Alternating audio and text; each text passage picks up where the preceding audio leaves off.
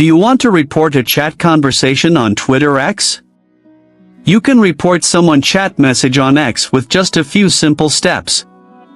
Before we begin, please like this video and subscribe to our channel. I've also included some helpful tools and apps in the description, so be sure to check them out. To report a chat conversation on your X account, first, open the X app on your mobile device. Once you are on X, make sure you are logged into your account. Then tap on the messages icon at the bottom of the screen.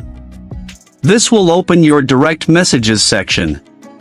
Now, open the conversation that you want to report. Once the chat is open, tap on the person's name or profile picture at the top of the screen. This will open the conversation details page. Now, tap on the 3 dots more options icon.